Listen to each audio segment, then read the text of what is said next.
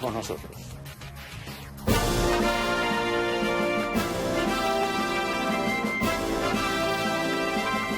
Ahora, con Oscar Aza. La Guardia Costera de Estados Unidos ha confirmado que los restos encontrados pertenecen al sumergible Titán y que no hay supervivientes. Los escombros corresponden a la parte externa del sumergible que desapareció el domingo con 5 personas a bordo y que, según las autoridades, han fallecido. Los restos del aparato fueron encontrados por un vehículo dirigido por control remoto ROV, operado por el buque canadiense Horizon Arctic. Según precisó el experto submarino Paul Hankins, se encontraron 5 piezas principales que reconocieron como restos del Titán. Lo primero que se encontró fue el cono de la nariz, que estaba fuera de la sala de presión. La empresa dueña del sumergible que desapareció hace 4 días, OceanGate, había informado minutos antes del fallecimiento de los tripulantes. Su CEO, Stockton Rush, Shahzada Dawood y su hijo Suleiman Dawood, Hamish Harding y Paul Henry Nargiolet. Esta misma mañana, la Guardia Costera de Estados Unidos informó que había encontrado un campo de escombros dentro del área de búsqueda cerca del Titanic, que se encuentra a una profundidad de unos 3.800 metros. En la búsqueda participaron efectivos y recursos de Estados Unidos, Canadá, Francia y el Reino Unido, con aviones, embarcaciones y drones submarinos. Tenemos para este segmento a 2 verdaderos especialistas. Vía Zoom desde San Petersburg, aquí en la Florida, al doctor Frank Muller Karger, quien es profesor de la Universidad del Sur de la Florida, del Colegio de Ciencias Marinas. Muchas gracias, profesor, por acompañarnos. Y aquí en nuestros estudios tenemos a Augusto Juarrero, capitán retirado de Marina Mercante, ex perito marítimo. Estábamos hablando fuera del aire, capitán, de que posiblemente cuando empezó la inmersión, ahí se produjo la implosión, o sea que no estuvieron navegando, o sí pudieron haber llegado hasta el fondo, donde estaba el Titanic. No, yo estoy seguro, pues mi opinión es que no pudieron llegar hasta el fondo, que muy rápidamente el barco hizo, la nave esta que es tan rara, ¿no? Hizo implosión por alguna de alguna entrada que tuvo de presión dentro del casco, que como han visto ustedes es un casco muy inusual. Y tiene en la proa, en la nariz tiene un cristal que hasta donde yo estuve leyendo y enterándome, el cristal aguanta 1.300 metros de profundidad, clasificado por las sociedades clasificadoras. Las sociedades clasificadoras son el Lloyd's Register of Shipping, el Bureau Veritas, el de Nosque Veritas, o sea, son sociedades que clasifican, que revisan los barcos y le dan un aval desde el punto de vista de su seguridad con un certificado. Hace pocos minutos se reveló que no tenían certificado para navegar. ¿Cómo es posible que las autoridades dejaron navegar a esa gente? Yo no creo que las hayan dejado navegar. Yo creo que ellos salieron de Newfoundland y ¿cómo se llama? Y salieron con el barco de remolque. Y yo no, primero porque no creo que nadie sea tan tonto, ¿no? De ninguna autoridad de dejar de navegar un barco que está en precario. Hay otra de las cosas que decían que tenían un mando de Nintendo para juguete. De juguete. De juguete, o sea, para mover el barco, ¿no? Ahora bien, profesor Frank Muller, su opinión sobre esta catástrofe y realmente cómo son las aguas ahí donde se hundió el Titanic y donde precisamente se habla de muchas corrientes que confluyen ahí, inclusive corrientes en diferentes direcciones. ¿Cómo es el mar ahí en el Atlántico Norte? Buenas noches.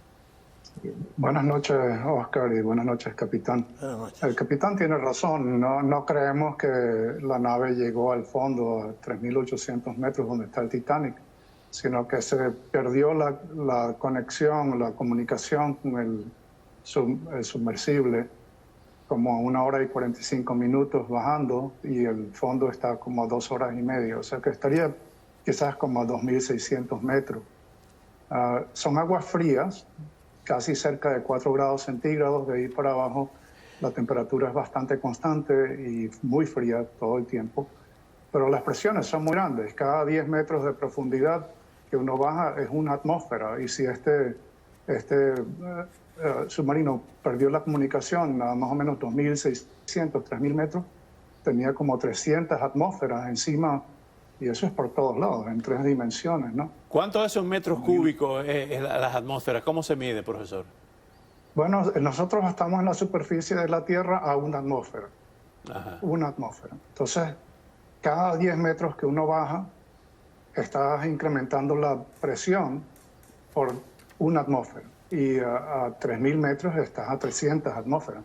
O sea, que si te imaginas una fruta, un cuerpo, un huevo, que lo comprimes a 300 veces lo que está en la superficie de la Tierra, colapsa si no está bien diseñado. Y eso es lo que pasó aquí. Se habla de que ahí en el mar, en esos niveles, en esas latitudes, hay cordilleras dentro del mar, hay cuevas inmensas dentro del mar, eso lo estaba leyendo en el día de hoy. Esto es así, o sea, esas cordilleras marinas o submarinas son las continuaciones de las cordilleras que vemos en tierra, en los continentes y las islas. Son otras cordilleras. El Atlántico es bastante amplio y tiene una cordillera que baja por el medio entre América y Europa y América del Sur y África. Es una cordillera donde el fondo del mar se expande. Una cordillera bastante alta si la pusiéramos en tierra, pero es separada de las cordilleras que tenemos en la mayoría de los continentes. En África, parte de esa cordillera sí pasa por el continente y se sumerge después. Pero esta que está en el medio del Atlántico está bastante lejos de donde se hundió el Titanic y esta nave. Una nave microscópica decían que era buscar como una aguja en un pajar. Capitán, el tema de buscar los cuerpos ahora, con esa conformación, con esa composición de las cordilleras y de las cuevas y de las corrientes, lo más probable es que no estén ni cerca de donde se hundió o estén destrozados, ¿no? por la propia implosión de la embarcación. Es muy difícil que se encuentre, yo en mi opinión, muy difícil que se encuentre ningún cuerpo por ahí, porque para las propias corrientes se lo llevan, ya eso es libre el flujo de las corrientes, no hay nada que impida, el barco está partido en varias partes. Ahora bien, decía un experto francés esta tarde que a lo mejor ni sintieron la muerte porque se fueron durmiendo, ¿no? Porque por la temperatura del agua y por lo raro de la atmósfera dentro del buque. O sea, el dióxido de carbono se iba cogiendo cada vez más volumen en detrimento del oxígeno. Por lo tanto, pues eso hace que el cuerpo humano, ya de entrada la temperatura hace que el cuerpo humano se relaje. Vimos que una grúa la estaba colocando, que no es como un submarino, que tiene una fuerza motriz independiente, autónoma. ¿Cómo era esta nave? ¿Se llevaba al mar, al lugar, al punto específico? Estos son sumergibles. Sumergibles. No se mueven de un lugar tienen a otro. propulsión. Hay que llevarlo del puerto al lugar donde se va a sumergir y después recogerlo y montarlo arriba de una estructura y volverlo a... ¿Y cómo se rescata? ¿Hay cables que llegan al fondo marino? Sí, ¿Al lecho marino? Yo creo que sí. ¿Los hay? Sí, sí. Entonces, la forma de extraerlo pero la forma de extraerlo yo no creo que en este caso, no sé, pero no creo que en este caso sea de tirar un cable desde la superficie del agua al fondo marino, sino que baje una embarcación y lo busca. Y lo busca, sí. O sea, casi siempre un submarino. Sí, un submarino. Por ejemplo, el primero que recuerdo fue la batísfera de Jacques Piccard, que se hundió en la fosa de la ¿cómo se llama? De las Marianas, a 11.000 y pico de metros de profundidad. Era redonda completamente, lógicamente por la distribución de las presiones, y estaba llevada por un submarino que lo bautizaron Trieste, me acuerdo. Ahora bien, finalmente, doctor Müller, ¿cree usted que realmente fue una aventura muy riesgosa lanzarse a esas aguas tan frías del océano con una embarcación tan frágil? Bueno, sí, obviamente la cantidad de errores que se están descubriendo ahorita que hizo esta compañía OceanGate es realmente bochornoso, ¿no? Que no tengan una nave que tenga certificación para bucear a estas profundidades, que no hayan revisado los materiales después de comprimirlos y descomprimirlos. Ya esta era la tercera vez que iban a bajar al Titanic. más una cantidad de cosas que se están descubriendo y más se va a descubrir seguro. Es lamentable. Yo creo que en el futuro sí vamos a poder hacer este tipo de turismo de aventura en una forma más segura, y yo creo que es bueno recoger los pedazos de la nave, revisarlos y entender qué es lo que pasó exactamente para poder diseñar un aparato mejor. Muchas gracias por participar en el programa esta noche, capitán.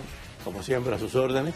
Muchas gracias, doctor Frank Mueller. Ha sido un placer. Un verdadero privilegio tenerlo esta noche. Ha sido un placer. Al volver, hablando de otras cosas, el presidente Joe Biden defendió sus duros comentarios públicos sobre Xi Jinping, diciendo que sus palabras no tendrían